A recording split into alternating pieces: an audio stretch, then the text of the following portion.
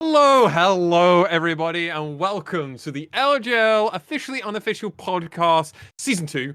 Technically, it's episode 17, so we're going to go with episode 17, because 16 is going to be the extra cast, which we haven't announced. It's a brand new project. It's because I forgot to put the podcast out on time, and now we're recording the next one, so don't think too much about it.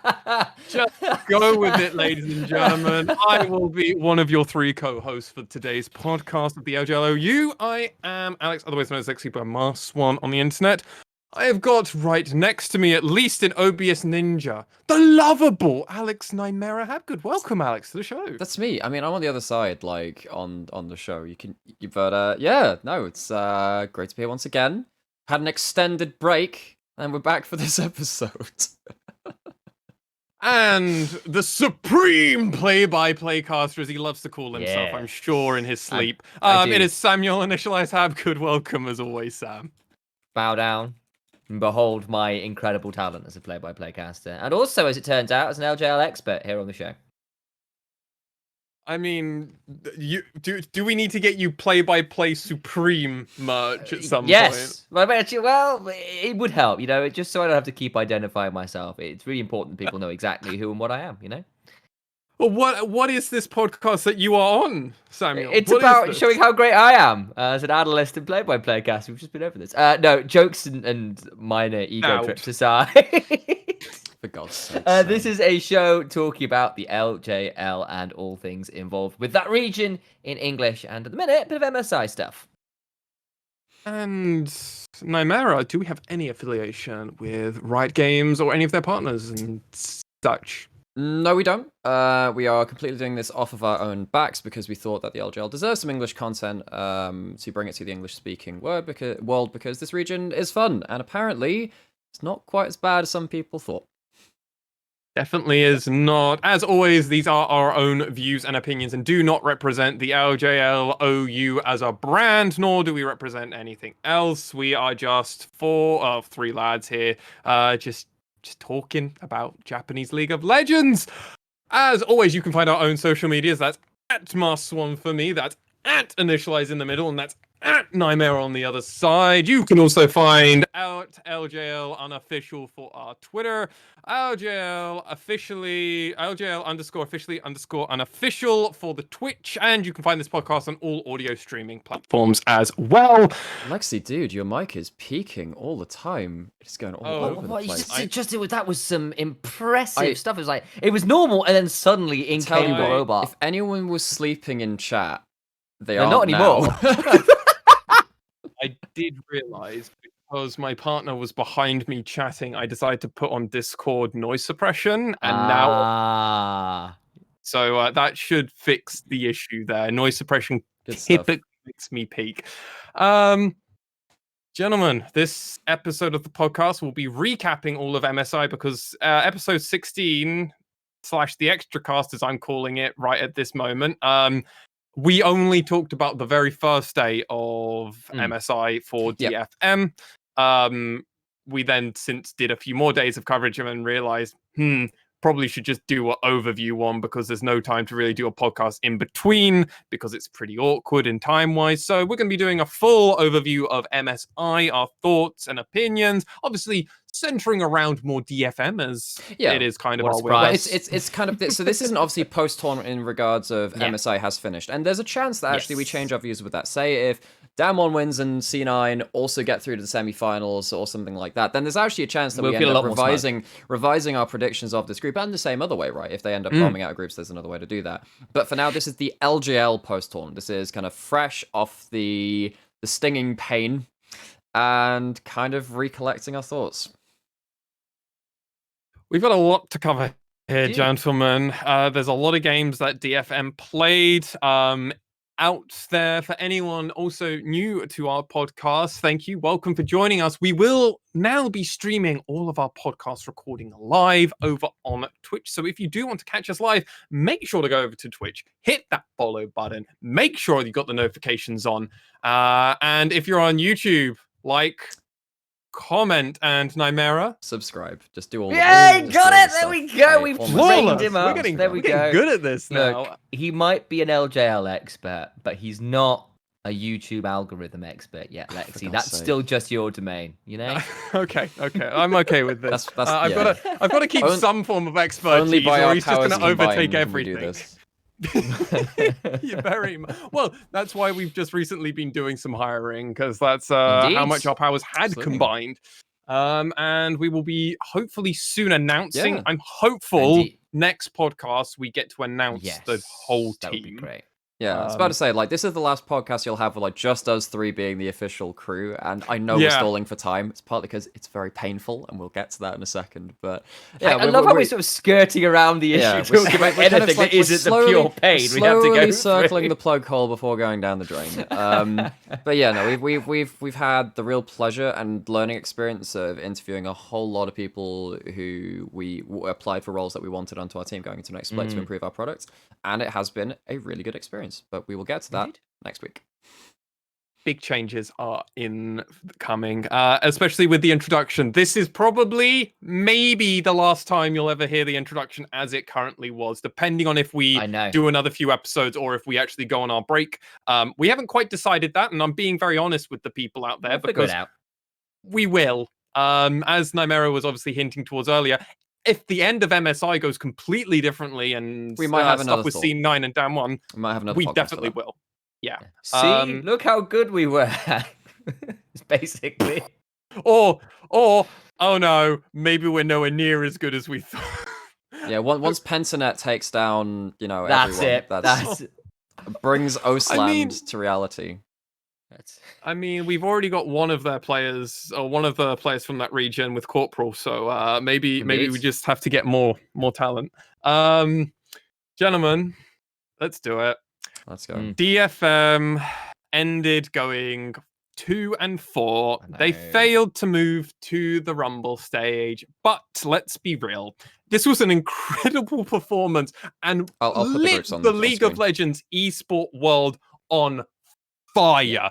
No one ever, coming in, I think we were the only ones really championing the LJL outside of Vedi and maybe a few random people we had talked to. Monte Cristo, I think, could join that crew with Thorin as well as Nymaera. You had done some work to bring them over to our side. Yeah. So, I mean, that's the deal though, right? Yeah, because there was... Yeah, a second.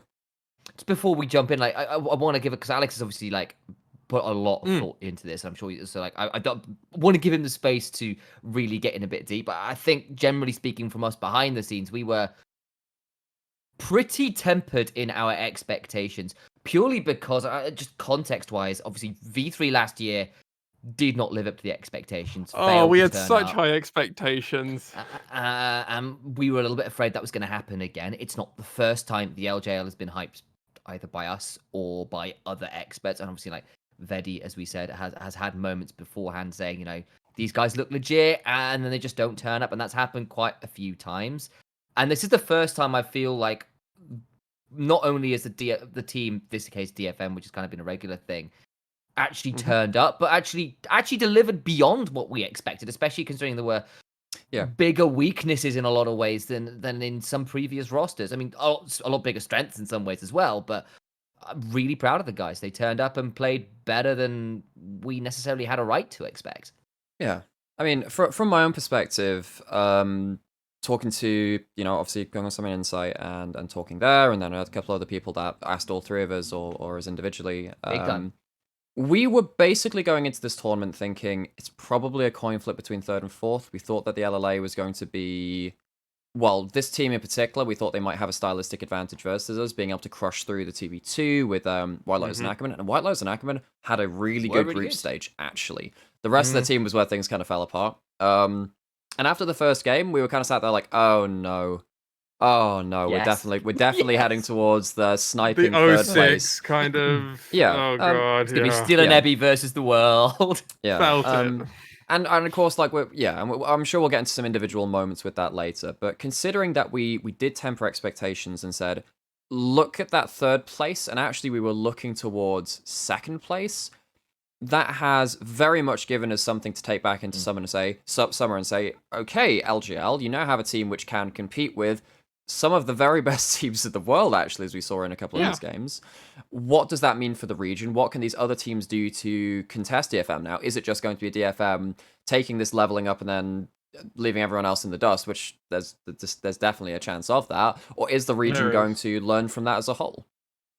I mean, there's a lot of options there. I mean, the region itself has never seen this kind of level of success, really. And it is weird to say because we didn't get out of the group, but the fact that we beat C9, the fact that we beat Infinity, and as we wanted to as well, especially on our second run around and how strong we had looked, and the fact that we had looked so strong against Damwon, there was no way, like, our expectations coming into this were pretty low because of V3. We had very high hopes for summer V3.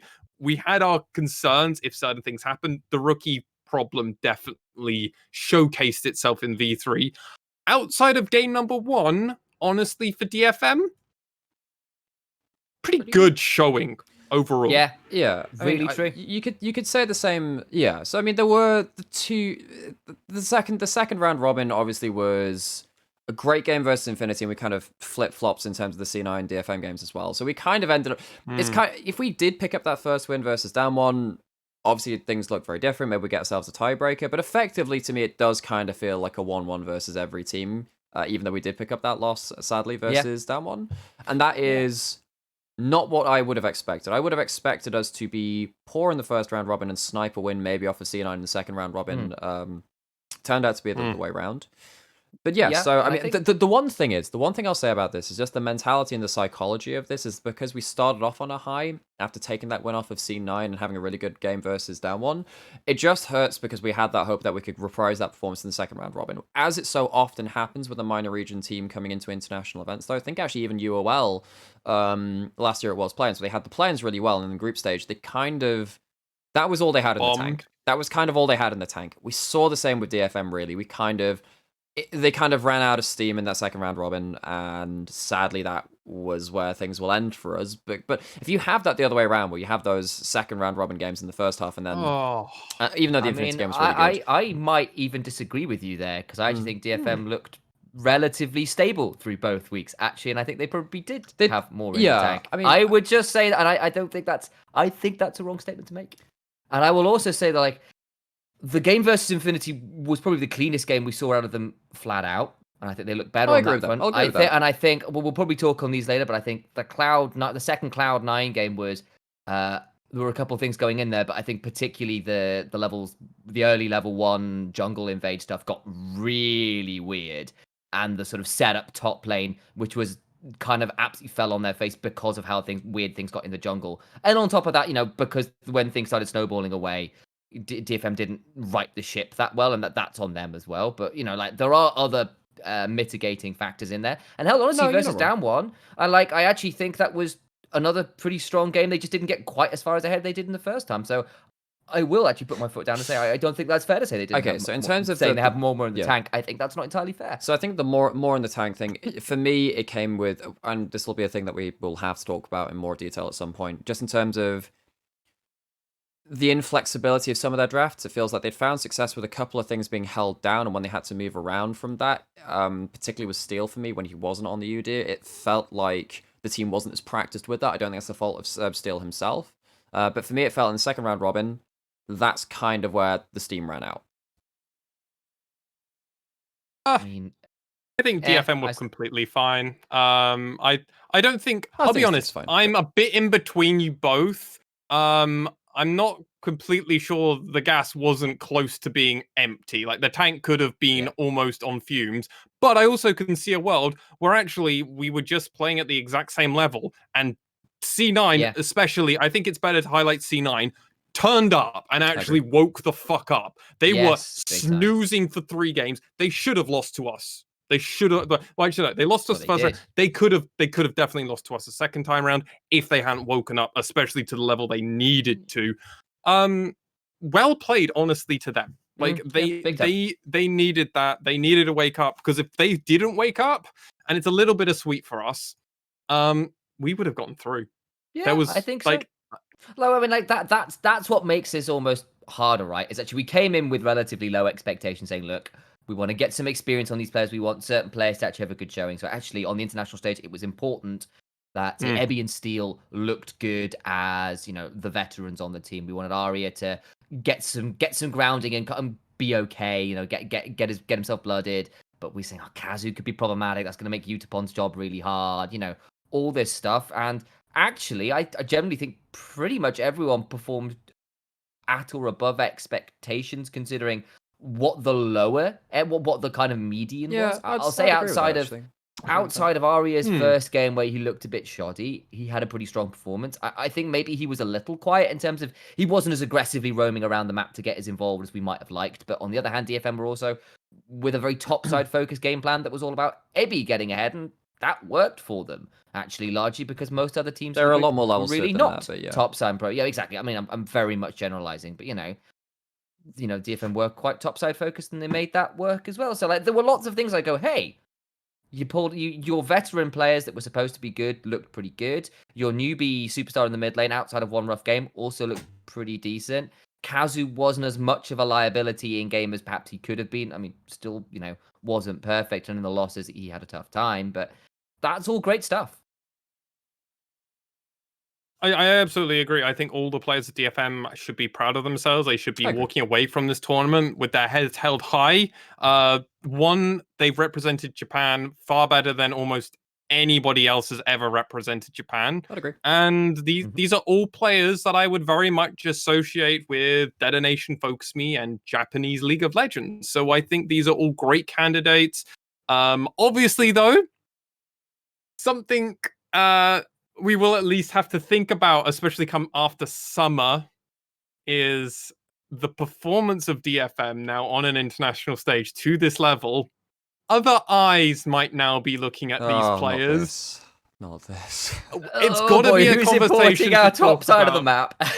Like, where is Ebby going? Where's Steel going? Where's Arya going? Where's Utapon going? Where's Gang going? I thought that after 2020, Arya could go to Challengers Korea. I think now with this international performance where he managed to pulling off LeBlanc on the international stage is actually quite difficult. You know the play now? Sorry to cut you off. Absolutely, you know the play now?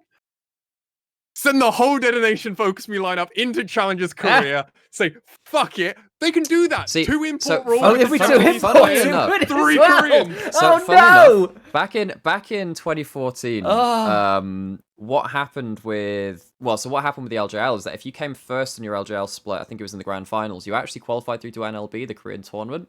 And DFM, DFM have actually competed in Korea once before in LB 2014 summer. I remember us looking this shit up, Alex. Yeah. Now, yeah, and they went out first. They went out first round. It was in the Gold League, not the Diamond League or whatever it is. Bad. And they did get a bit stomped on, as you would expect. But still, just funny the links that have been laid down there over a couple of years.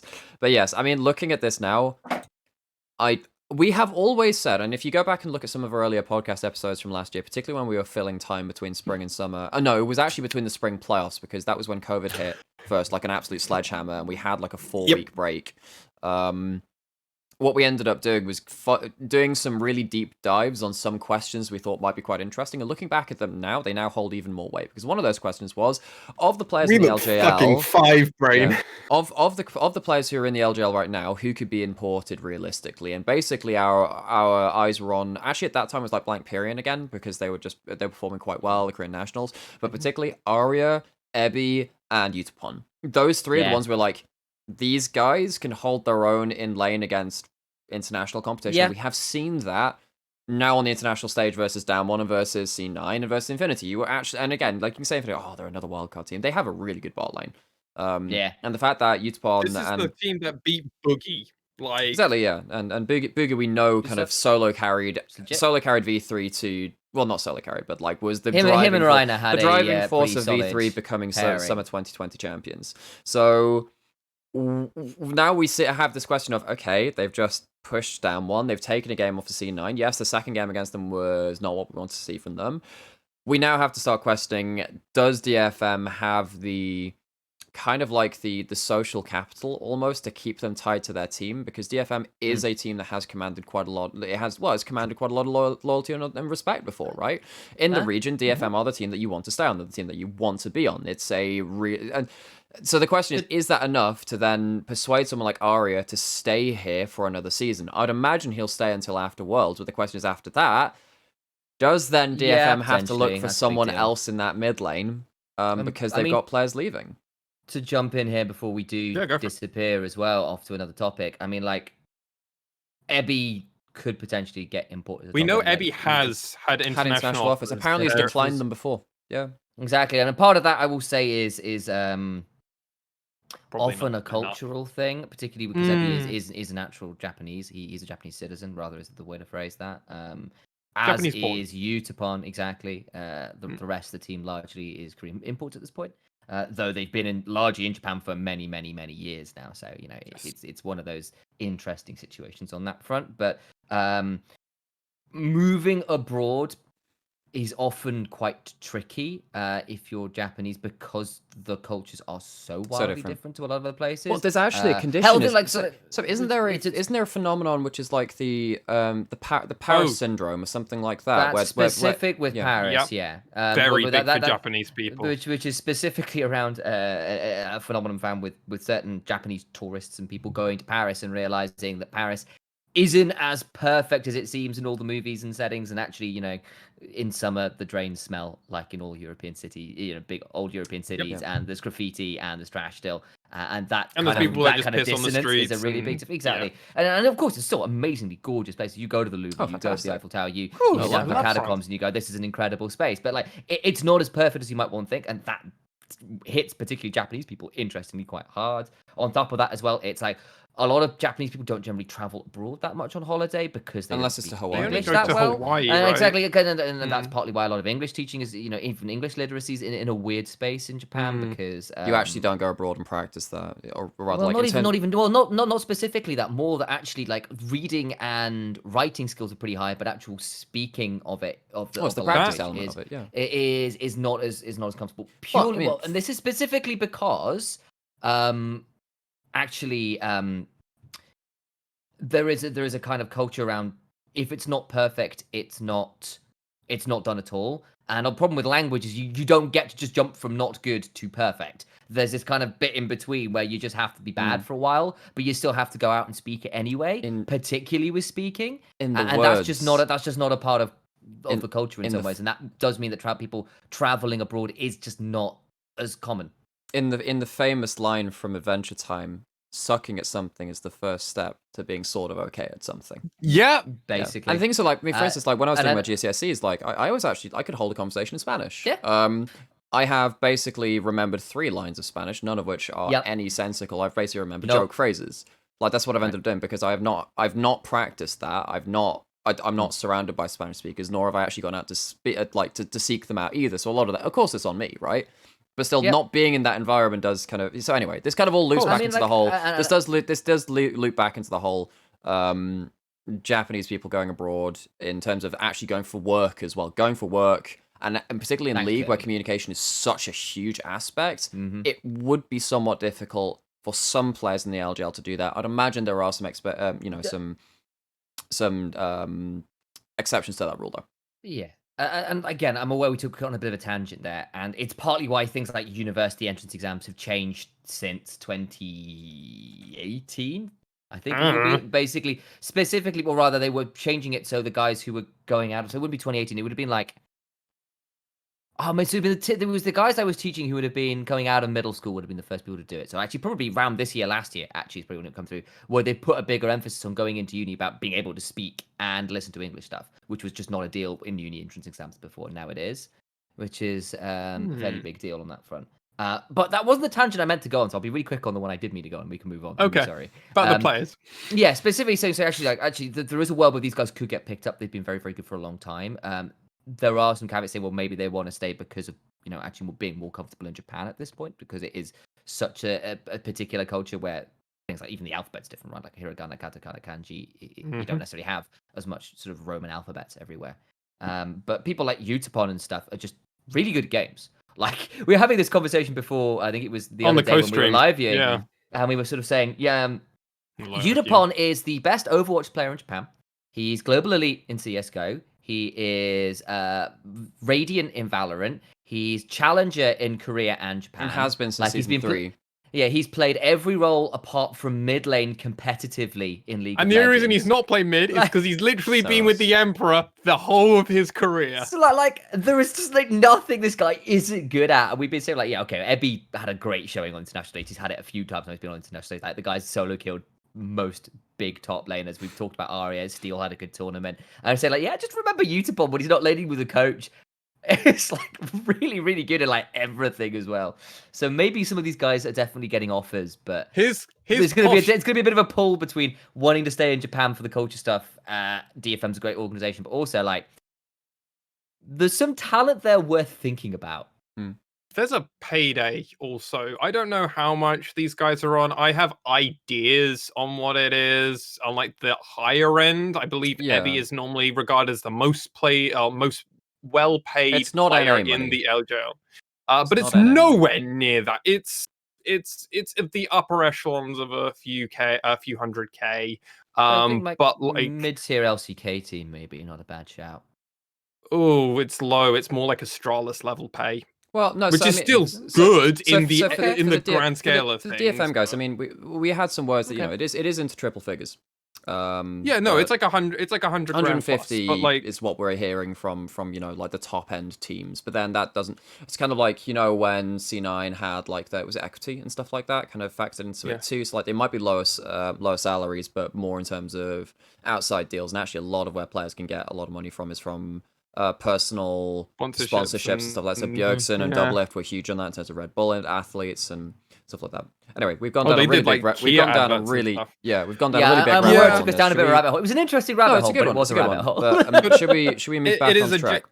Yeah, but it's a genuine conversation around obviously the players that we have in the region at this point in time. And Destination Focus Me, if they don't go, potentially there could be a grade or a replacement service which just isn't going to be there for maybe some of the lower level teams where they're just like, ooh, Muujin, that seems like a really good player, and we're like, we just got no, okay, and then we're like, and we keep going, oh, Kinatsu, a promising young Japanese player, and no, and he's gone, and like with that's the concern, that's the worry, but we will definitely have to wait and see. Gentlemen, let's move on to our main topic, which is it's C9 in their second round robin, because frankly we need to give credit to C9.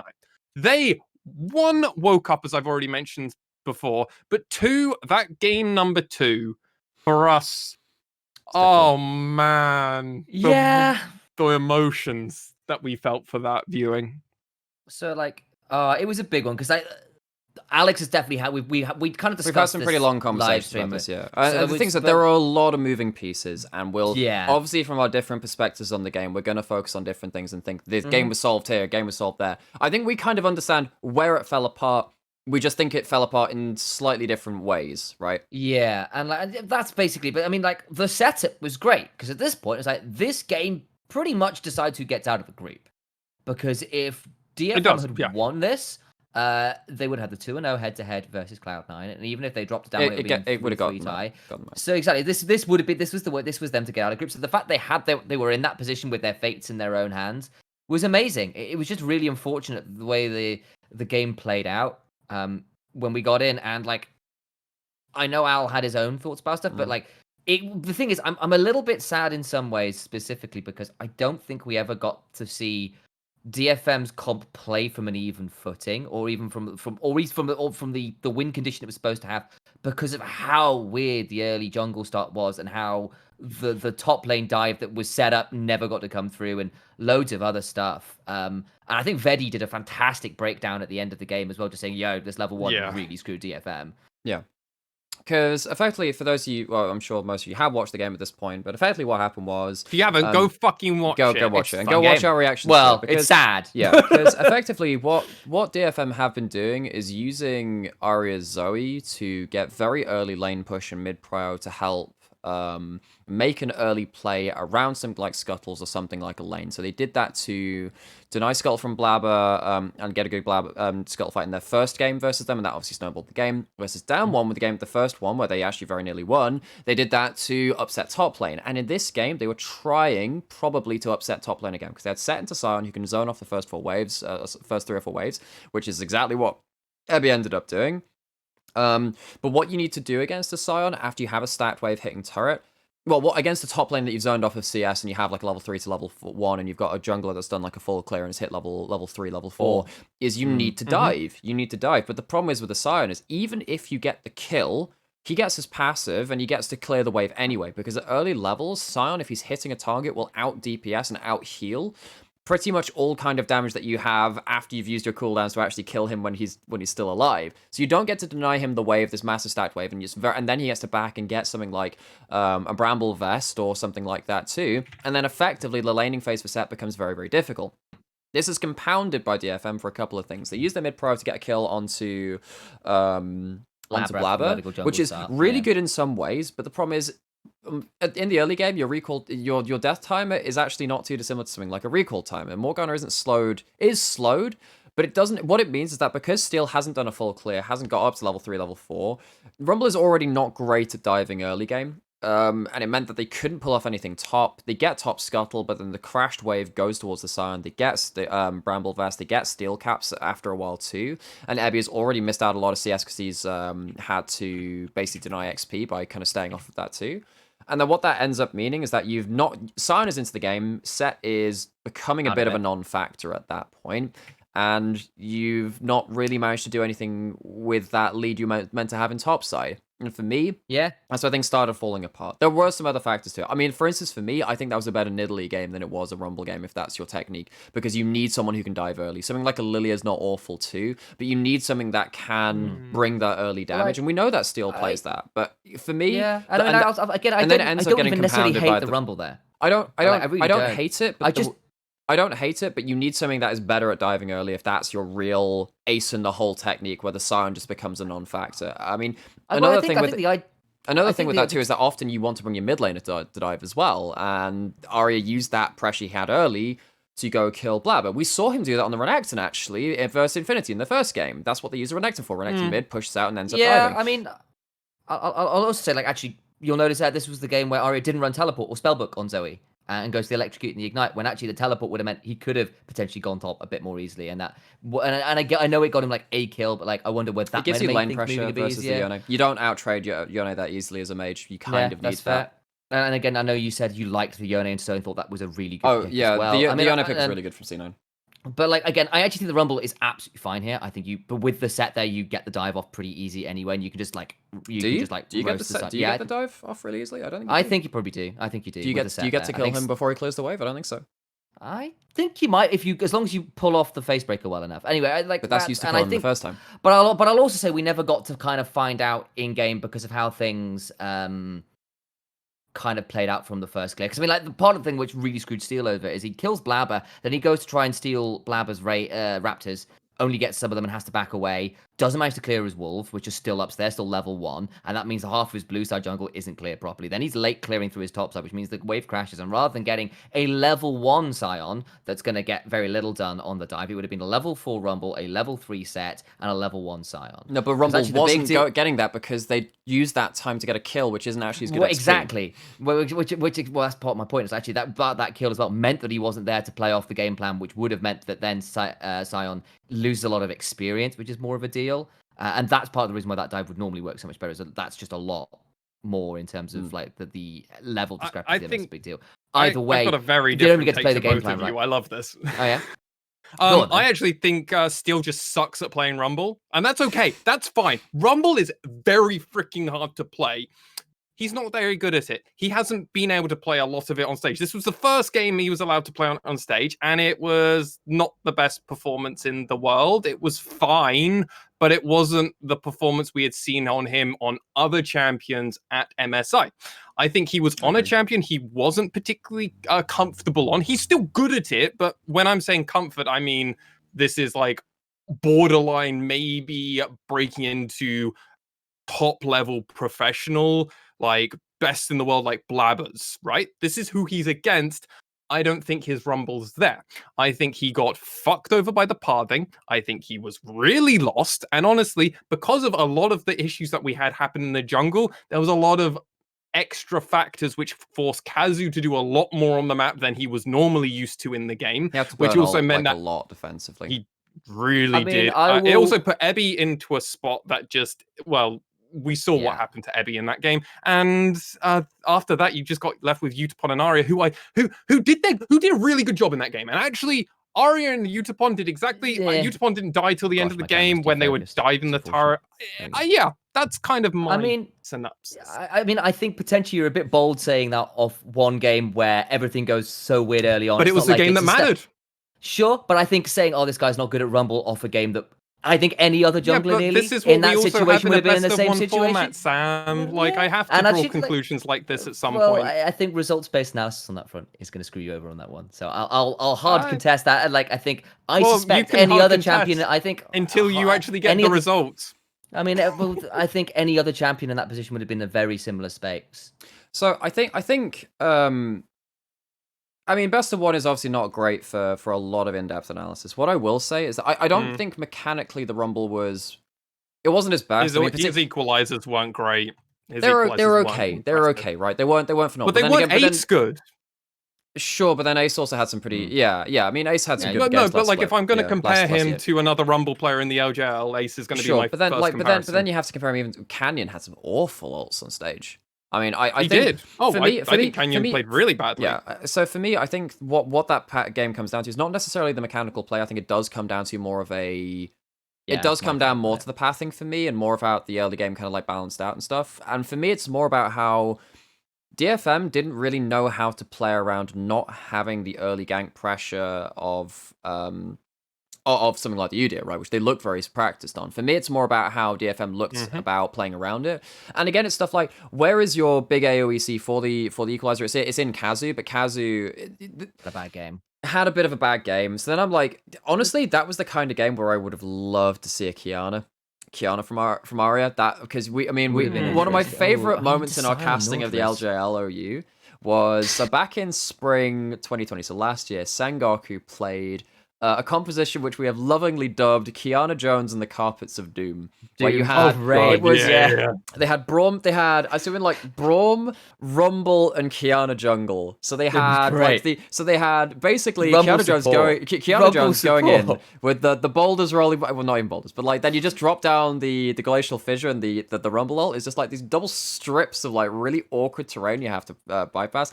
Anyways, the whole thing is like Kiana is something which Arya plays. The problem is you have to blind pick it. That's the real issue. But having something like Rumble Kiana is a really good combo for setting up with AoE/CC, whilst having also mixed damage and a lot of wombo. Also, something like Kiana can go dive very easily in mid game. Doesn't do it early enough maybe for this composition, but yeah. Anyway, so there are a lot of ways that honestly, this is the kind of game which I'd go on VOD review, and I there's a lot we can dive into this, and I think we've kind of 0.25 speed, right? Like you want the full 4-hour experience. Yeah, I think my one thing with this game, I would have loved to have seen how these drafts play out with a more standard level one, because I think that made this game so hard in some ways to actually analyze. It's like Lex is saying, I don't know whether Steel played that Rumble particularly well. Maybe he didn't. Like, but the point is actually it's so hard to call when things got so weird so early on. I was like, the set, like, it was only people off the wave. That didn't work, and he ended up down CS because of it. It's like, well, yeah, but but you could see what the setups were, and the setups all kind of fell flat for like various teams because everything ended up so weird so quickly. I'll give major credit to Perks for the Yone performance. The Yone was fucking great. Was really, really good. And I think it's also a bit of a rough one for Kazu when games are a little bit more kind of, it's hard to know what the next move is. Kazu always looks a little bit more risky because he just doesn't necessarily know where he's supposed to be, and that makes everyone else's bit job. Also, he's going to pick the same 4 champions. So that's my one frustration with this game is actually C9 threw a spanner in the works, and C9 played with the spanner in the works much better than DFM did.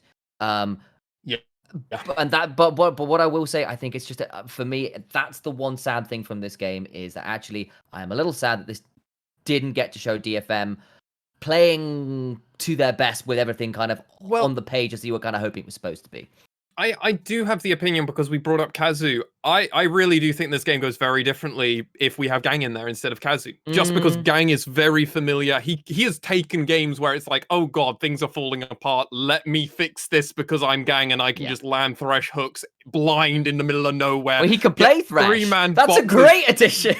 I mean, that's also another thing, right? Gang can honestly, play anything. Huge Rakan player too. And actually, let's go over and actually give our hats over to Kazu and say thank you, Kazu. We are putting our kazoos, or figuratively our kazoos, to the sky. Thank you. Because honestly, in the tweets that we've made about it, no one could have done what you did. No, very few coaches can ever say, yeah, I played professional. I then went and became a coach. And now I've stepped back into the old role I played. Got the team through on an amazing record, making up for the summer record as well. Let's just put that out there as well.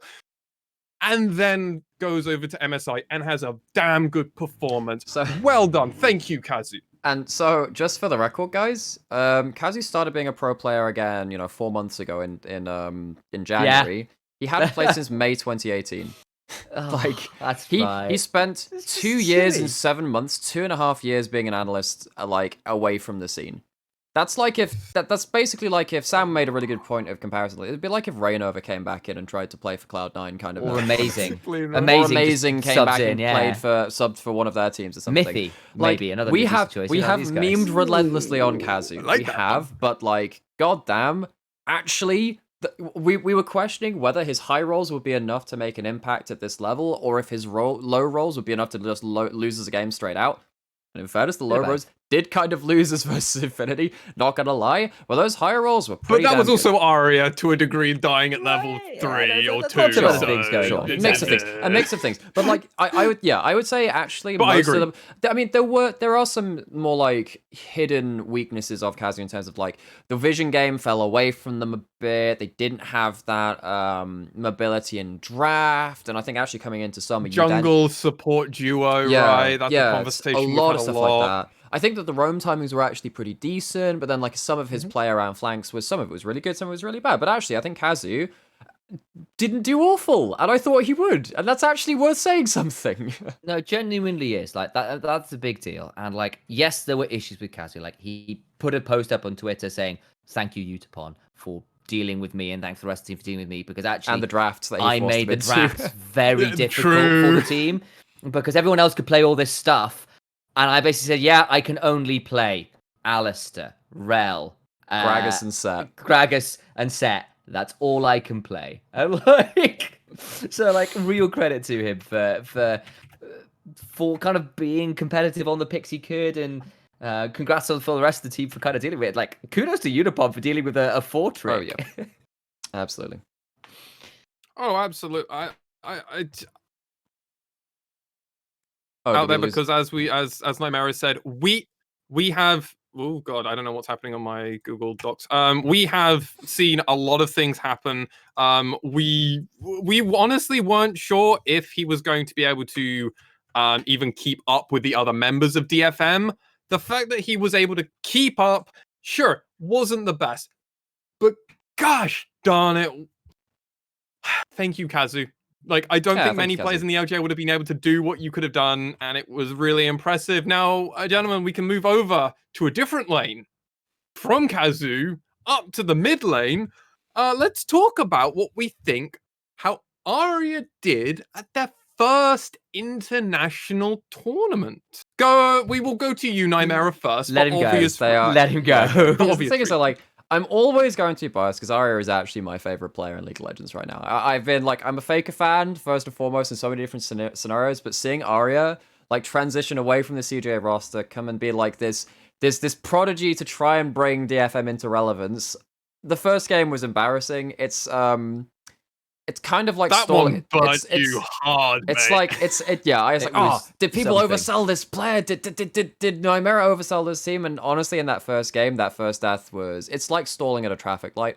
It's like stalling on a roundabout. Look, everyone can see it. It's embarrassing. You just idle the engine, you just restart it, and you go back on, right? But after that, Arya had some really good games. had some really good games. I think that he was probably the most consistent player outside of actually that first game. And even in that first game, the first death was pretty crap. But you look at the micro plays he was making after, he was doing all right, because in that first game, it was Solid Snake really just making sure the Renekton couldn't do anything. He still got dives off, and then he was basically just playing on his own for most of that game because they were playing around the Akali instead. I don't actually blame Arya outside of that first death for that game, which was awkward, but it is what it is. I mean, first international game, you mess up your first wave management, kind of awkward. Again, it's the stall at the traffic lights. Outside of that, the fact that he managed to pull off an Arya, not an Arya game, LeBlanc game. You see, I just think of the two champions the same, two names the same thing now. He had a really good game versus Perks on the Zoe. He had a really good game on the LeBlanc versus Cody as well. You know, he picked skill matchups, and besides that one, game versus Showmaker where he kind of fell a bit behind, but it's against the best mid laner in the world in Showmaker. He had a more than adequate first tournament. I think that people are going to have eyes on this guy, and I know that one of the questions in our Discord even was about how likely is it that with Arya's performance, what's the chance that he moves to a major region? There are definitely going to be some questions. There are definitely going to be offers. Sorry about sniggering in the middle of that. Someone was mentioning my pillow is giving me ears a little bit on the back. Yes, you have cat ears. It's a running joke with these chairs, actually. which I hadn't noticed, and now I have. As to a quick question from chat as well, from Kylie XYZ, just saying, like, asking you, isn't it a bit of a Zoe one trick? At the tournament, he was playing it a lot, MSI, but back in the home region, like, the dude literally didn't play any champion more than 3 times. He's been playing absolutely everything under the sun to a ridiculous level. He played Zoe the same amount as he played any other champion, well, like his most played champions from the entirety of the last split. So he did that within 6 games. He'd already matched his record for that. And again, like I was saying, DFM were using Zoe's almost like unrivaled push at level 1 to get like scuttle priority for the likes of Steel on the Udyr early into the games, and they used it pretty well.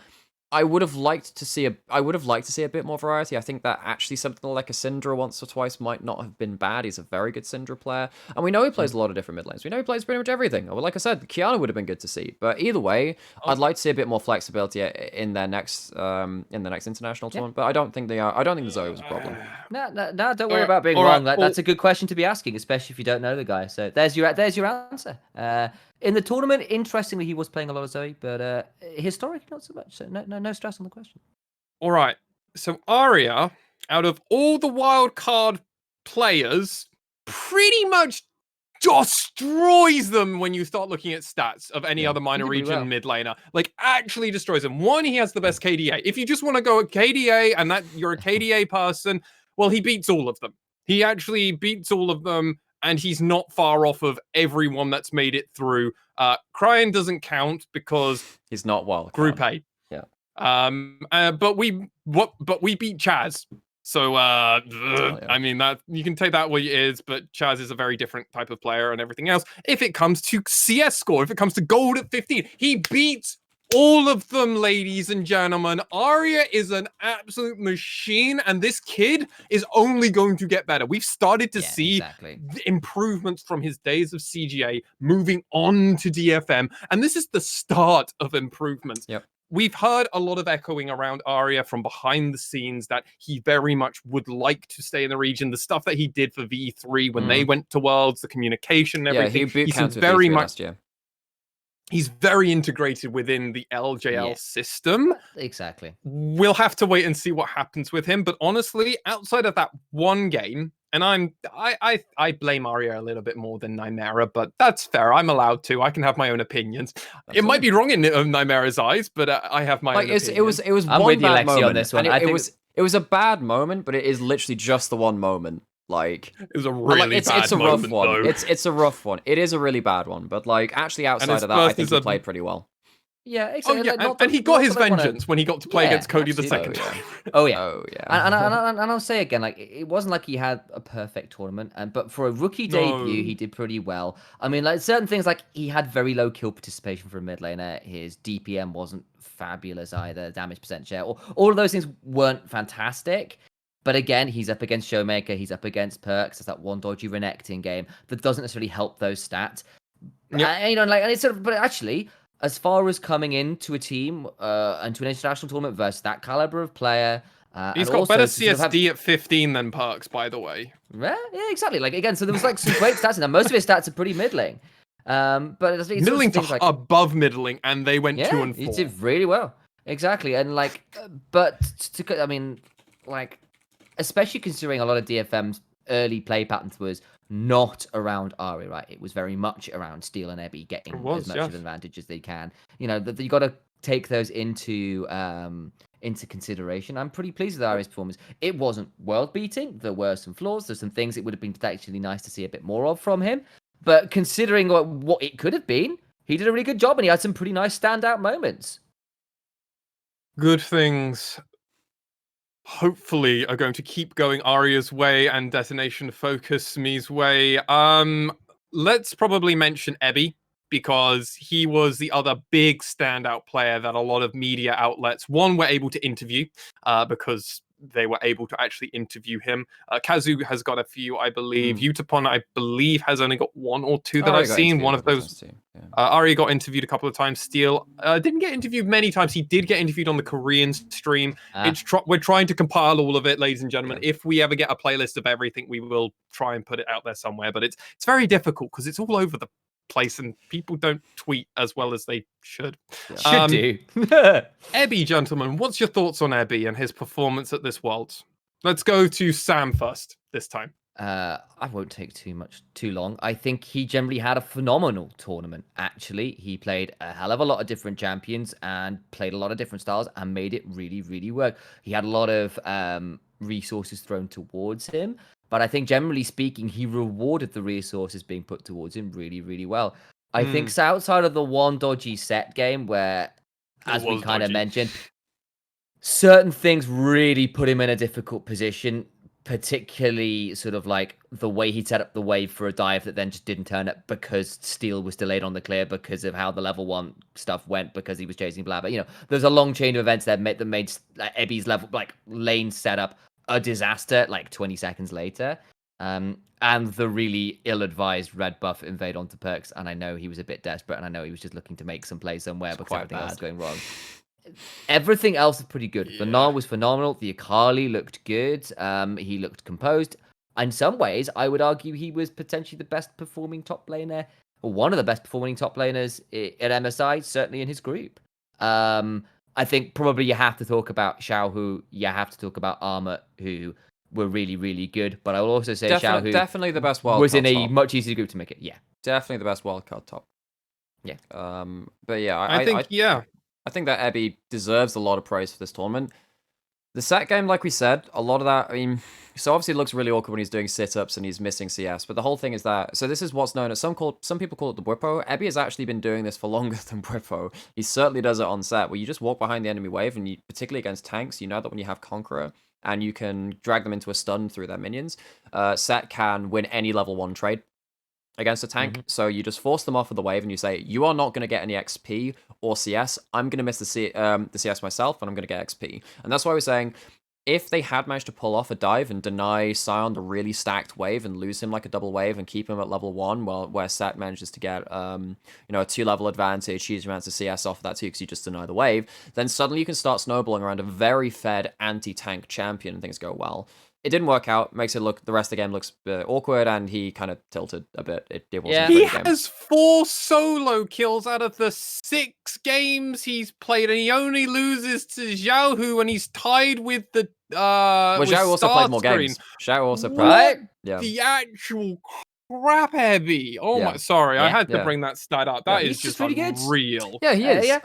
There's something to be said. Yeah, there's something to be said about his Gnar being something like how Cloud9 was saying in their interviews post that their last versus DFM, saying, we didn't know that Jace could be kept in lane by a Gnar. Well, that's kind of because Ebby just makes you sweat on weak side. When you're meant to be abusing your strong side matchups, he makes you sweat for it. And he's really good at just forcing you to go put the extra ability into a trade, dodging the extra thing, and taking a little bit extra damage. And that is actually largely why DFM could play around topside. DFM's topside was actually remarkably strong. And then, like you said, after he got the early advantage versus Khan's Gangplank, even, he managed to run away and get a load of solo kills in that matchup too. So Ebby, for me, has been an absolute star this tournament. One awkward game on that set, but the rest of it was And even then, more than fine. some of the late game attempts from behind, they did get that one good pick onto Perk, sort of down towards the bot side river. They tried to get something going up at the top tier 2. It wasn't like they went down without swinging. It was just it was already far too gone. I would argue that Ebby, and there was also the awkward flash Meganar, and then he actually transforms mid jump, and then he just kind of dies and whatever. But anyway, so a couple of awkward moments, but some of the highest highs of any of the top laners in this group. He's angling for best top laner in Group C actually out of all this lot. So I think Ebby deserves a lot of praise, and I think the other person that deserves praise for me is Initia1ise.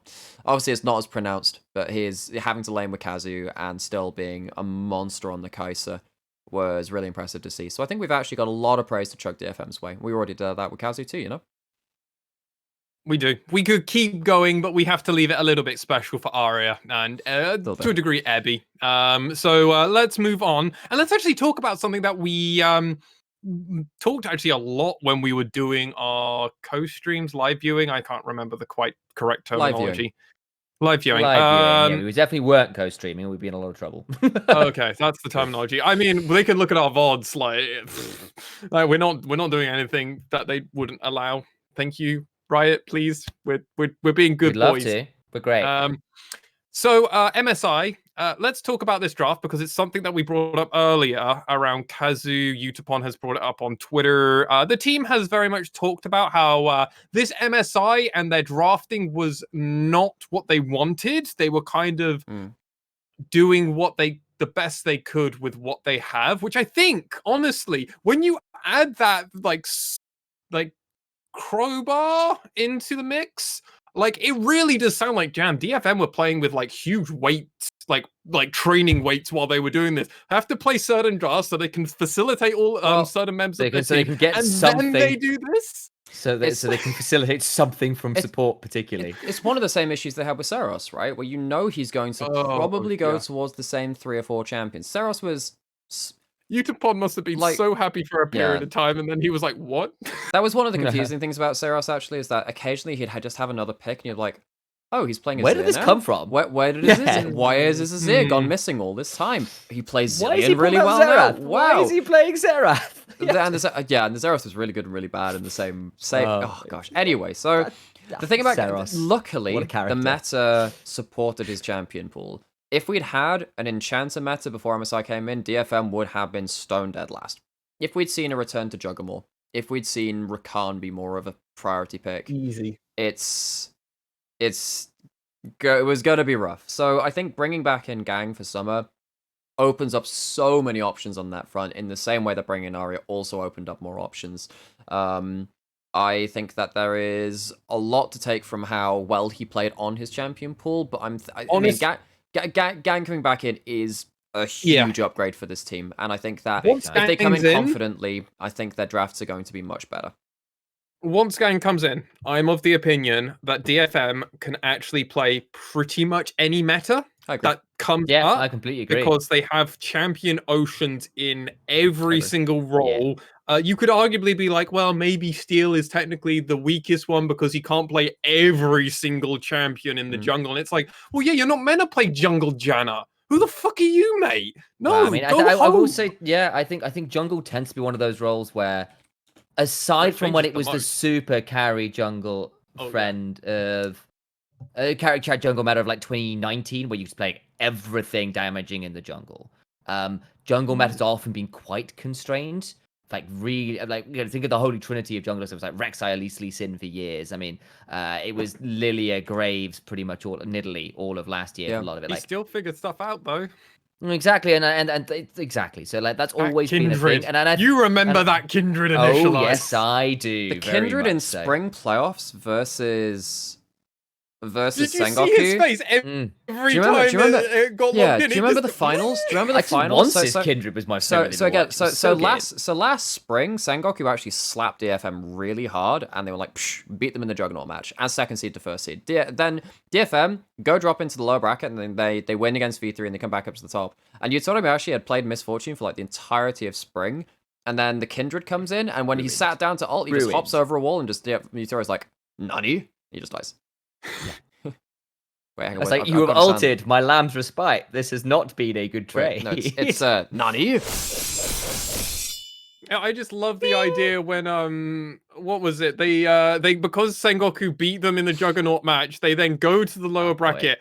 Steel then goes, hey guys, we're gonna start playing Trundle. Makes Trundle look like an absolute broken mess. And then Sengoku and Blank is like, oh, we have to now do it. And then Blank's like, haha, I can now take the Trundle. And they go, Steel's like, you activated my trap card. and it was the most dire thing to watch. Yeah. Oh, it was so good. It was so good. Gentlemen, what do we think? How are we going to look back in history? Because this is now really how we're going to be doing it. Our thoughts on DFM's overall performance at MSI. Are we disappointed? Are we overwhelmed? Where are you guys at? And who would let... Okay, go Nymaera. It is going to be something that gets better with time. Because this, coming fresh off of it, it hurts. It sucks because we thought there was a chance, and there was a chance. You can just watch our live Exactly. But I think if we then give it a month or two, and then we look back at it, look at how we thought they were going to do, I think we're going to see it increasingly more and more positively, especially with the Kazu factor involved. And again, like, Kazu was actually, he outperformed our expectations, and we're very glad of that. Honestly, what a trooper. So I think that this will only get better with time. It sucks for now. And if, again, Damwon goes on to win the tournament, C9 has a good showing, I think that will, again, add a lot of good vibes into it for us. What about you, Sam? Objectively, better than expected, I think is probably the way to put it. Like, we did look better than Infinity. Honestly, we were taking it to Cloud9 and Damwon Kia, and in some ways we were a bit unlucky not to take at least one game off Damwon, and the second game versus C9 had a lot of other caveats to it that put DFM in a very difficult position very early on into the game, right? So like there's all these things you go, actually that's a dumb loss to Infinity, a really frustrating loss to Damwon Kia, and a crazy level 1 versus C9. The other games were all wins or really close. Like, so what I'm hearing is when Gam dropped out, our DFM's actual practice partner and a lot of scrims from what we've heard, DFM should have actually been in Group A, and we would have gone out. Wow. Just saying, probably would have been a decent chat. So I mean, like, my view on it is that we probably barely miss out on Group B just because PSG are also strong. I think it's close, but I think PSG we barely are miss very out. strong. Yeah, and I mean, PSG and Mad I think are Mad are a a little bit lower down. I think maybe maybe we snipe a win off of Mad instead, right? But maybe PSG 2-0s. I think that B probably a bit too much. B's just almost as hard as this. A we almost certainly get out of. I think my one thing with B is I think Mad nearly threw in so many games, and that would give more opportunities for DFM to pick up wins there. So I'm saying, like, actually, you know, I think probably C9 PSG not dissimilar, Mad C9 not dissimilar, but I think largely Damwon, at least when it comes to clutch moments, probably better than Mad, where Mad were throwing and taking amazing fight and throwing back and forth again, which potentially would have made that group, at least it would have been volatile, is what I would have said, in a way that I think Group C was almost less so. But I agree, it wouldn't have been a guarantee in Group B. Yeah, I mean, I am going to look back on this MSI, and I think I'm going to be very proud of the LJL overall. I'm still frustrated. I think. Oh, I mean, I remember the moment that it felt like when we were like, yeah, this game's over. In the C9 game, I was like, I just want to turn everything off and just have a little sob. Maybe I won't cry, but I just want to be alone and feel sad. But no, I went over just for a little bit. The next game, watched the Damwon game, and then I was like, God, Nymaera, you can have the stream. I ain't gonna watch this Infinity C9 nothing match.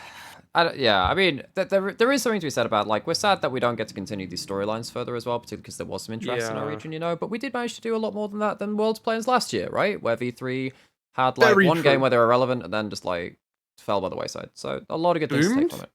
It boomed. A little bit boomed. Big boom. So, gentlemen, our final main topic before we move over to questions. What is our expectation at this point in time? We don't know any roster swaps, just for anyone listening to this, maybe back in time if they're coming in to prepare themselves. We don't know of any roster swaps. We assume everything is staying at the status quo. Bit of context for anyone that is new to the LJL. Welcome. stuff did change between spring and summer of last year. Mhm, So yeah. be CGA aware changed while we are playing. junglers. Axis changed We got rosters. Rascal Axis Jester had- lost we- a load we- of people. Rocky Visas left screwed Burning a lot of Core. teams, Yeah, basically. Burning Core lost their mid laner. Rocky retired, and then they brought in UGO.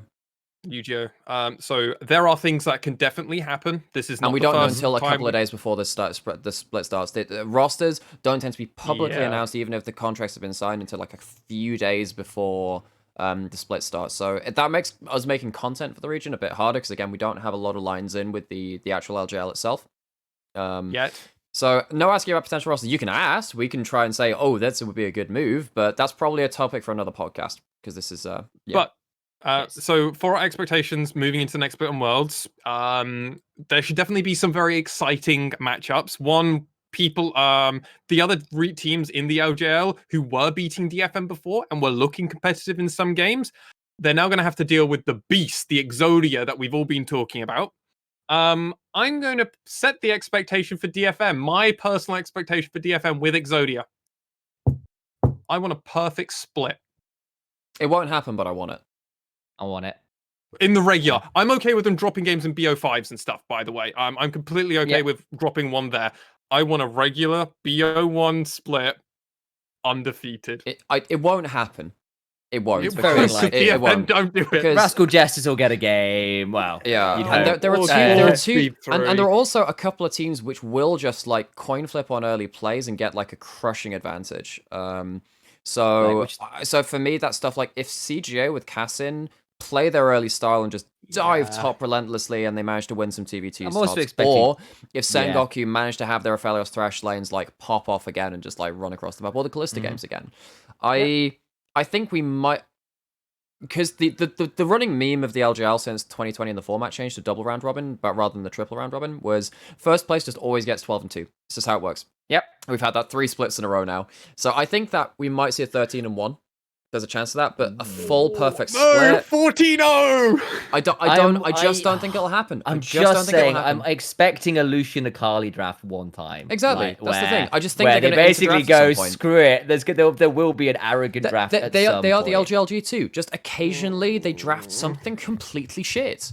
Like I mean- I will sit there screaming at my screen, but I'm just there like occasionally they just don't do And, it right. and they'll win with that bad draft like 2 out of 3 times, but they'll still bad draft badly. I mean, like on top of that as well, like I think that's not a bad shout out, Lex. And the other thing is I'll say, and I put this out as supposition rather than fact. We already know that DFM and the LJL are already scrimming with people like the VCS on a regular basis and doing pretty well there. I know where you're think going with after this. MSI and basically DFM saying, agree. we can push these guys. And this was when we had a coach for support. Imagine the practice we could bring to people like maybe some of the LPL or the LCK teams who aren't that far away as far as scrim partners go. So from what we understand, there is a little bit of LCK. Well, like not LCK, it's like Challenger League. Occasionally, teams will scrim some of the Japanese teams. What Initia1ise is saying is the big dick teams now will actually. But that wouldn't be a regular thing. But maybe like once a month, you go, this could be interesting. Particularly coming up to MSI and stuff. And the other thing is, I think like particularly say the LPL has a lot of strength and depth. Yeah. That actually you Ping could is get an a mid-tier issue. LPL team and get some good practice out of it. Hasn't the that would be very LDL different. been suspended though, the secondary lead, because of match fixing Yeah, stuff? the LDL is on its way to bit. There's some articles that came out during this podcast actually. Oh, really? I need to check over. Interesting. Interviews with some of the guys who've been doing some of the Because the of all the punishment. betting Like the stuff, punishment's the wrong term, but like the Tribunal-y kind of stuff. yeah, that kind of deal. Like the ones who've been investigating. Is this the UK investigations group, or is this a separate one? I need to look over the articles because I know Yeah, some yeah, stuff's yeah, come yeah. out. I only know the check over UK it. people mostly do CS:GO. I and think they've it was been also like doing it was all like that. some justifications and answers as to why certain players who came forward to assist the investigation got off more lightly. And Because why they were, that yeah, happened. it's a cooperation and stuff. Yeah, but basically, I think not to go completely off topic, but as far as the argument I saw briefly, having glanced at it on Twitter when I was putting things out earlier, I think the argument was basically going that this is the first time they've put these punishments out, and so they were going to say this is the precedent they're setting that if people come forward to assist and whistle blow, even if they've been somewhat involved, they'll be lenient towards them. Is what the Okay. So yeah, FPX's new jungler, Bo, that kind of deal, exactly. Bringing it back to our expectations, I expect DFM as well, with full Exodia, to comfortably make it back to Worlds out of the LJL. If There's any no real team, if any team starts to push DFM, one, the level of play from that team must be respected. Because unless DFM are running it down with their drafts, like we had seen before, there should not be a reason. If a team is able to push them, they will also start getting respect, and they also might be getting better scrims, which means, guess what? It's a trickle-down effect, ladies and gentlemen, and this is how the whole region gets better. So as long as we don't, again, because I know someone was saying, one of the people said, what potential Korean imports can be brought to the LJL to level up the region? I don't care about new talent coming in. You just have to keep them around for more than a season. We had that with Archer, Boogie, Blank stayed for a little bit longer, but Pyrion. A load of other players just kind of come in and go out. You got to make them stay. Because if they don't stay, you don't actually get them continually feeding their experience and like learning the ecosystem of the LJL. If they just come and leave and just do their stint and go, like, it doesn't actually help the region. It's why I am very happy that someone like Honey and Nation and Kassin. Honey is, I think, a really good one. Had his first split. Did not have a great first split. Guy's a great player in solo queue. We've seen some very big moments out of Honey. If he stays around, we'll have to wait and see. Like, there are definitely a lot of import coming in. Like, Gango's been here for the longest time, and he's definitely shown that he has a place here in the LJL and definitely does raise the level of play overall. We're going to have to see how that goes on, though. Gentlemen, we are pushing the time a little bit, so I would love to move us over to our question time. If anybody out there has any questions in the Twitch chat, please ask them now. We'll probably compile a list of a few of them. We're going to go through our questions that are on podcast questions. That's right, ladies and gentlemen. If you have any questions for us around the LJL, League of Legends, or whatever, you can ask us over in the Discord. So I'm just going to quickly run through. We're going to read out the question, and then we'll either say we've answered it or not. So we've got Ishiki. Hello, Ishiki. Asks us, with the current form of DFM, do you guys think they will repeat the same achievement of the LJL in summer and then exceed expectations at Worlds by qualifying for the next round of Worlds? So we'll answer the second part of this question from Ishiki. Are DFM, assuming things in the trajectory keeps going up, will they make it out of play-ins? Will the LJL finally do it? Without first seeds, though, if you have... So, I mean, it depends if it's the format we had last year. Because I think we are better than the other minor region teams now. I think we can show that. The question is, does the meta... Okay, if we took this meta with these teams and put them into a play-ins format, DFM makes it out. They make it out. I mean, the problem is, do you beat LCK 4th seed or VCS or PCS 2nd seed? That's a bit more questionable. I think they probably make it out, not as first. I think they make it out through, like, the 2nd, 3rd, like, best of 5 kind of thing, though. What about you, Initialize?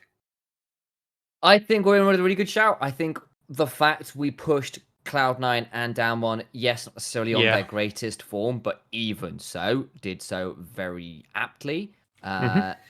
Gives me a lot of hope, especially because it was Kazu. And basically, there has always been this statement that I have said, and it's become a bit of a mantra for us here on the LJLOU, that basically goes, you must be this mechanically tall to ride the international roller coaster. Very much. The thing that DFM proved this MSI is they are more than tall enough to ride the international roller coaster mechanically.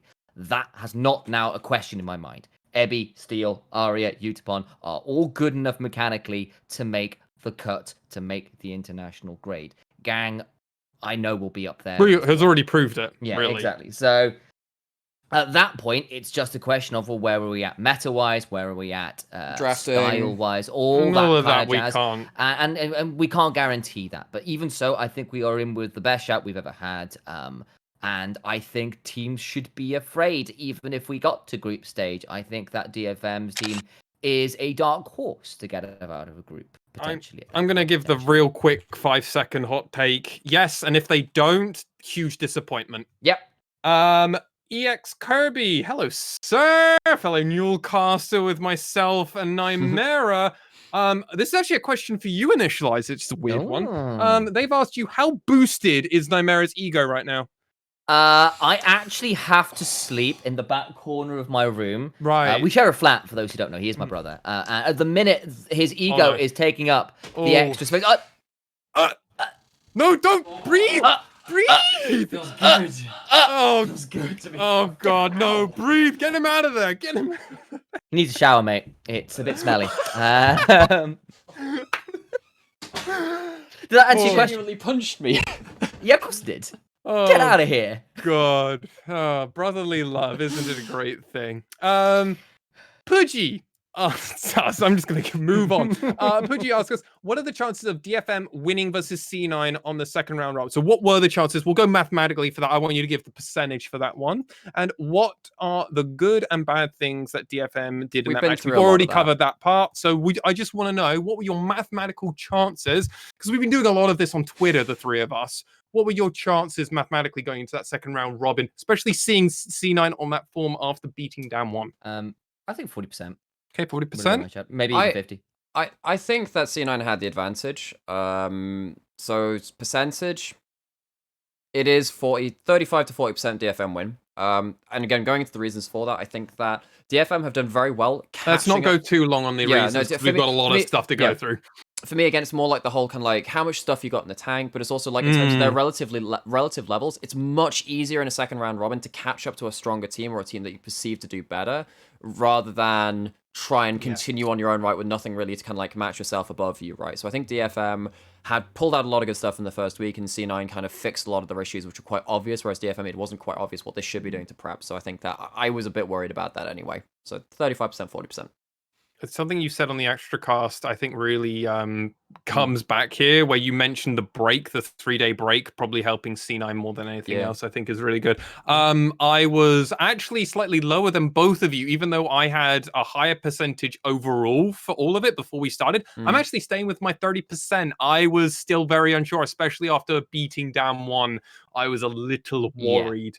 That's true. Yeah. And I say like DFM were making some sloppy like micro mistakes. There were some advantages that they were getting through good macro, achievable but hard. that they were dropping things they shouldn't have been doing. Kazu as well, you know, was doing some things, but like actually, if the game's not in a great space, he just sometimes can just die a bit too much, and that means you're relying on other people to be your regular engage and stuff, and that can be a bit risky, especially with the jungle meta not being as engaged focused it has been for the whole like season thus far. Like Morgana's sort of in there, but she's secondary pick, not really primary pick with how Dark Binding works.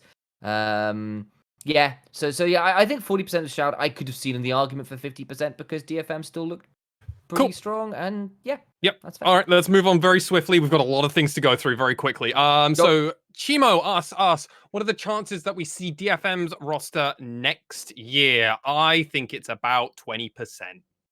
My honest opinion, I think it's 20% we see this full lineup again after at Worlds. It's the same reason that Supermassive fell apart from the TCL. Keeping a super team in a minor region just is hard. It's so hard. You don't get. And this is my honest opinion. This is my honest raw opinion. Well, obviously, again, there's a similar kind of question: is the LJL even going to be around in a couple of years because of how the minor regions have been integrated into the greater league ecosystem, right? So there's a chance that DFM falls apart because the LJL falls apart. I think it's higher than it would be on another org. I think DFM does again have some loyalty to it and some bonuses to it, and you know, Japanese. I'm pushing you. What's the answer? 25%, slightly higher than you. I think you guys are being a little bit pessimistic there. I think it's about 50%. Okay. Reason being that actually a lot of those DFM players have been there for a long time now. That's That's a long time. I've already talked about not how Aria though, which is my concern person, might be a to be little honest. bit longer to go away. Yeah, you're right, but I'll also say that unless Aria is being offered a pick by like a top tier LCK team or a top tier EU or LCS team, why would he leave? I'm of the opinion that this might be Sam, where he goes. What if he goes to Afrika, Sam? Yeah, that's my argument. That's the reason I put it as a 50-50, because I could see him actually taking the gamble, particularly go back to Korea, especially if he gets a good offer. On the other hand, I can also see that actually if they do well at Worlds and the team is good and he's already quite likes the LJL and seems to be quite invested from what we've seen, then he might want to stick around and play that well, especially if he feels the team is good. Just quickly interjecting, Sam, are you an Afrika fan? Oh, I was just asking because that's why I thought Alex might have brought No, up. I it's mean, just like, that as far as LCK someone teams, had like, asked me this T1 are the question ones who've been before formed for years, personally, but- and they'd said actually maybe Aria would be a really good stylistic Yeah, pickup I for a could see it. freaker, and I actually agree because I think Keen is not I too mean- dissimilar to Ebby either as well. Yeah, I mean, I think we'll have to wait and see about that. I just thought it was more of a thing towards Sam being a fan of that and go, get the org that he likes and pull him in. Because, I mean, we know we want Arya to replace Faker for you, Nymaera. So, I mean, that's how it works. Replace I think Kami-sama Alex's with... heart would be torn in two. They wouldn't know what to do. True. Kanak asked us, gentlemen, do you think that esports will evolve to have more traditional sports mentalities like a hell of Naka, frame? So it's a hell Naka. of frame. It's King Naka. I like it. So do we think esports will evolve into a more traditional sports mentality? That's a really wide question. I actually think we might have to come back to that another day, gentlemen. So is this because- so will it have traditional sports mantles like Hall of Fame? Yeah, this is a really wide topic. I think we could talk a lot longer on this. I than actually 3 think minutes. that Does as, the wider as, it, league as it ecosystem, stands, yes. as it stands, I don't think we're going to have a collated Hall of Fame. I don't think esports is too divided. You don't have that. You might have it within like Riot Hall of Fame or the Blizzard Hall of Fame. I don't think we're gonna have a wide one. I think it's too difficult for that. I mean, there are the esports awards, and maybe that gets big enough to do something, especially if you end up with more third-party like tournament organizers and broadcasters getting involved.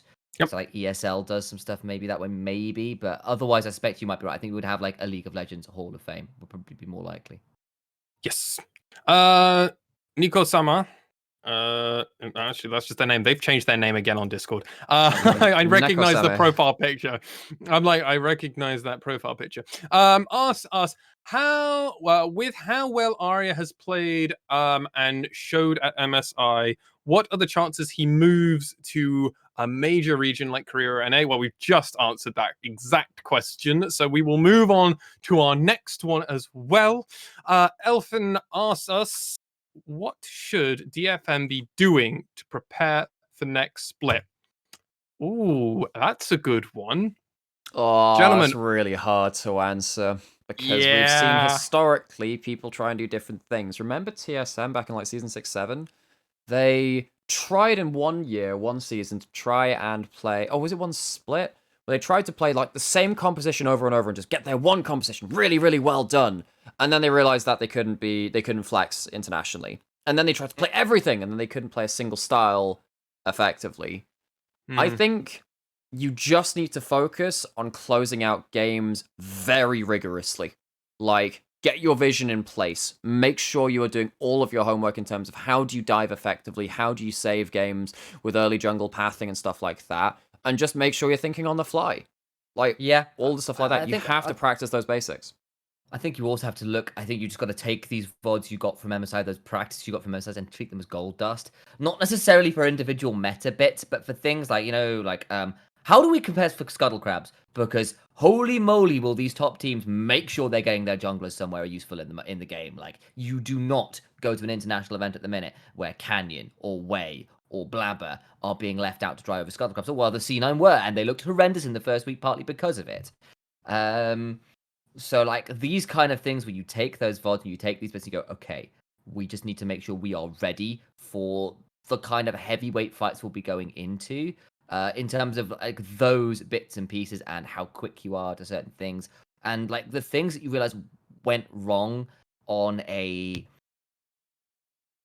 I'll call it a generic point of view, like things that will apply across metas, like vision setups to an extent, dives to an extent, dragon setups, like things that, like, yes, there will be nuances to change with champions and the rest of it and how prioritized certain objectives are, but at the same time, like, those things you can definitely look, okay, we were scrimming against Damwon Kia and we got this lead, but we only got 2k, it should have been 4k, what went wrong, how? Those kind of things. But that's just standard VOD review stuff that I feel like DFM will be doing anyway. Sure, but that's part of what you want to go to an international tournament for anyway. Because it's all well and No, good no, saying, I don't VOD review disagree. I stuff just is feel different. like Elfin was probably trying to probe us to see if there was anything that wouldn't be immediately thought of, like doing VOD reviews and figuring out micro things where they could have done I better. think- I don't know, outside of maybe there's scrimming LCK teams. There's a good comment in chat, Hopefully. actually, about reforming synergy with Initia1ise and Gang. I think that's important. I think actually what you do is you try... I think what you do this next split is also not just practice your topside drafts, but practice playing 2v2 crush bot drafts as well. Yeah, give yourself the options. Just give yourself the options. Like, thus far, they've been pretty good at playing to the styles they've been doing, but they've been largely mid or top, or mid and top just gang up bot. But that's not necessarily the same as playing bot side focus. As I'm just going to teleport down mid and start a fight down there. It's not quite the same as playing strong side bot, weak side top. I'm practicing that's going to be a big deal, especially if you want to make the most of it of your roster. I'm playing weak side top. We'll have to see how DFM perform, honestly. I mean, I think there's just so much logistics and stuff in the back end that we just don't know and aren't privy to. So it's a tough one. Kyle3XYZ asked us in the Twitch chat. Well, no, it's Kyle3. Because it's not. There's a 3. There's a 3 there. Okay. I double check. Yeah. Do you think the Rumble, not the champ, but the second round meta will stay the same, or will it change inevitably till Friday? I imagine it will change / evolve and become a bit more safer. Honestly. Every time there's a play-in stage and it goes into group stage, some big picks are found to either be very wanting or much more able to be played by your top teams which get through. So I think stuff like Rumble will be much higher priority and better than we've seen in the group in the group stage. I think stuff like potentially something like Lee Sin falls off, actually, because it doesn't bring something that you need from another top laner. I'm not sure what that's going to be. I think it's going to be mainly in the jungle champion pool again, that we're going to see a lot more weird stuff come out. I think that we might see some more Kindred or whatever. But again, even look at like, just as every time that a tournament progresses, people find answers to the strongest picks. Like, it was like, remember Caitlyn Zyra back in Season 6 Worlds? Zyra back in Season 6 Worlds, and then people were like, oh, we can just play Misfortune support. Oh, we could, or was it, and then it was Ashe coming out to counter the Caitlyn as well, because actually Ashe could answer that. Isn't there enough prior on Morgana Rumble? Yes, but until those champions are found to be wanting into certain matchups, if suddenly there are players which can play Kindred into Morgana and really punish it, we might see a fall off on Morgana. That's what we need to see. There'll probably be a couple of games where we're trying to play the group stage meta, and then suddenly picks are going to come up to answer it. I mean, something that why I was partly flaming a little bit, and I'm pun included around the Rumble, flame included, around Steel is because something that Mark actually said on with his post-game review with Travis Gafford,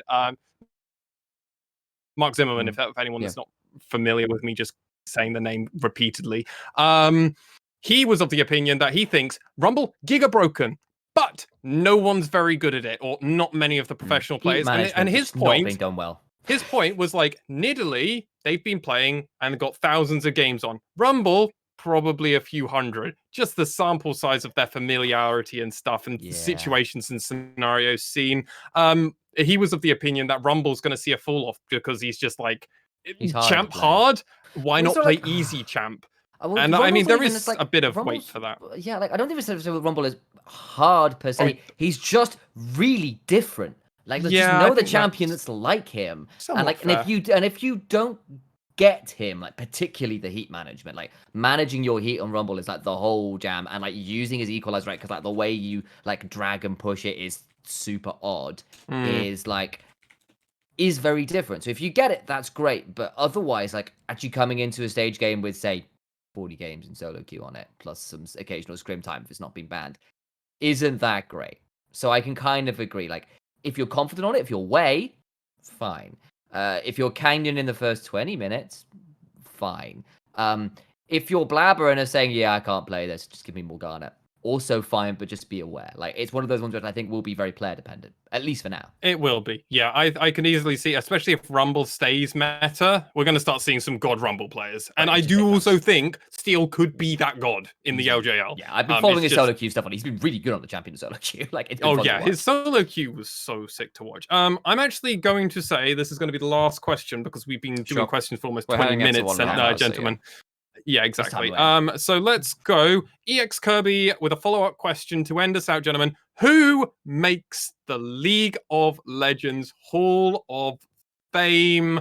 I think we should just put one player that people wouldn't think of for the Hall of Fame? Because there's a From lot the of LJL or just in general? I mean, if we want to say LJL, or we can say in general. If you... let's say LJL just because it's more relevant to us. Because I think globally, Yeah. like, you're probably putting most of your SKT members, Uzi, Froggen, and a Iron couple of Prox, E-Pros, Alex Perks, Frog, Reckless, X Special, Bjergs and Double Lift. Bjergs and Double Lift, Sneaky maybe. Sneaky Initia1ise probably maybe, actually High. to High maybe. Well, High maybe. Yeah, probably. I don't know. Wei Zhao. Loads of stuff. So let's go for an LJL one because that's too wide-ranging for the rest of the world. It's just way too much. And if it's esports, then you got to go to stuff like you got to do stuff like CS:GO and your StarCraft and stuff like that too. So let's go from LJL. Yeah. Who do we pick out of all? Because I think your short list is probably. Oh no, what's the short list for you guys? If you're gonna go down to 5 players and narrow down from that. I'm just gonna go with one, and we'll go from that. I mean, it's DFM's historical roster. Right. I think I know I mean, there's the really obvious ones, which is you're meant to go for.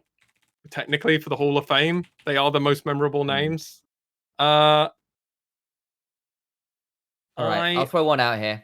Go on, you throw the first one out of there. So I think now he's retired, Yutori Mashi is a straight. I agree. That's a good shout, actually.